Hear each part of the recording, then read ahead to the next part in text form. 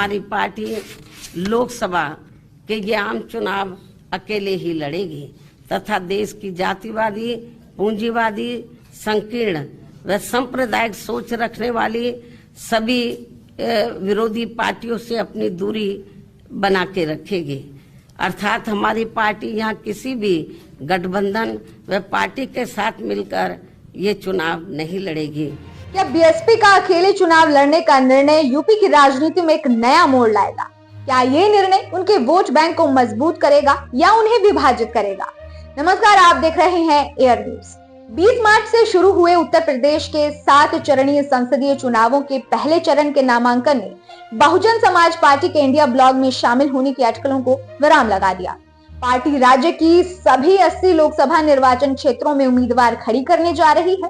हालांकि बीएसपी के अंदरूनी सूत्र इस निर्णय के संभावित लाभों पर विभाजित हैं। कुछ पार्टी कार्यकर्ताओं के अनुसार बीएसपी जल्द ही उम्मीदवारों की एक आधिकारिक सूची जारी करेगी। कुछ नाम पहले ही स्थानीय स्तर पर अनौपचारिक रूप से घोषित किए जा चुके हैं। पिछले महीने बीएसपी प्रमुख मायावती ने पार्टी के आगामी लोकसभा चुनाव में किसी भी पार्टी के साथ गठबंधन न करने के अपने इरादे की पुष्टि की। हालांकि कुछ विपक्षी नेताओं को चुनाव तिथियों की घोषणा के बाद इंडिया ब्लॉक के साथ एक संभावित गठबंधन की उम्मीद अभी भी है। बीएसपी के बार बार घोषणा करने के बावजूद वो आगामी लोकसभा आम चुनाव में किसी भी पार्टी के साथ गठबंधन नहीं करेगी। हर दिन गठबंधन की अफवाहें फैलाना ये साबित करता है कि बीएसपी के बिना कुछ पार्टियां यहाँ अच्छा नहीं करने वाली हैं। मायावती ने पिछले महीने एक बयान में कहा कि सर्व समाज के हित और कल्याण को ध्यान में रखते हुए विशेषकर गरीब, शोषित और उपेक्षित बीएसपी का निर्णय देश भर में अपने लोगों के शरीर, मन और धन के साथ लोकसभा आम चुनाव लड़ने का है। लोगों को अफवाहों से सावधान रहना चाहिए, उन्होंने इसमें जोड़ा।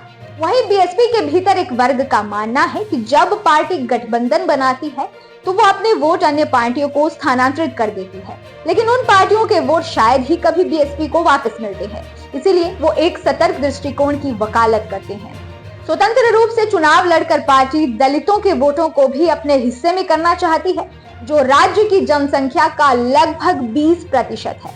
वहीं दूसरी तरफ एक अन्य वर्ग का तर्क है कि समाजवादी पार्टी और कांग्रेस के साथ गठबंधन करने से बीएसपी को लाभ होता, विशेषकर ऐसी स्थिति में जहां चुनाव एनडीए और इंडिया गठबंधन के बीच ध्रुवीकृत है।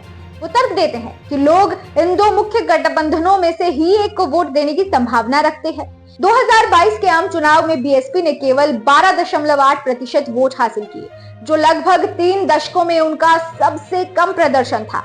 ऐसे में यदि बीएसपी इंडिया ब्लॉक में शामिल हो जाती तो इससे दोनों को लाभ होता, लेकिन अब जब चुनाव 2 हिस्सों में प्रतीत होता है तो उनके लिए ये कठिन रास्ता है, क्योंकि लोग मोदी को जिताओ या मोदी को हराओ के लिए ही वोट करेंगे।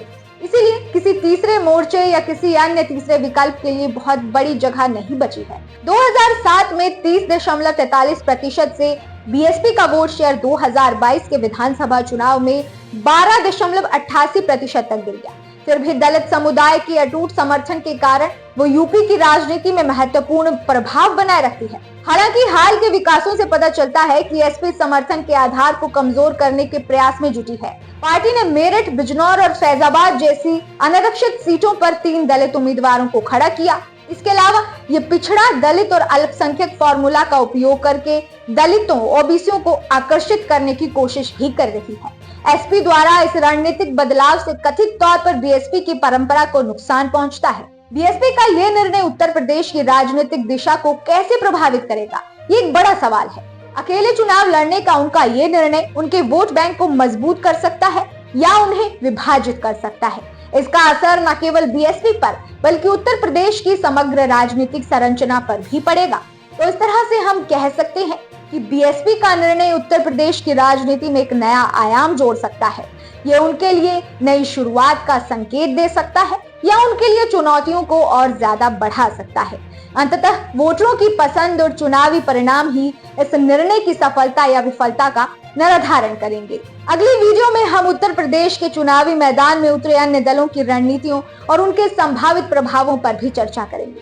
क्या बीएसपी का निर्णय अन्य दलों के लिए एक उदाहरण सेट करेगा? इस पर एक गहन विश्लेषण के लिए बने रहिए। नमस्कार, आप देख रहे थे एयर न्यूज।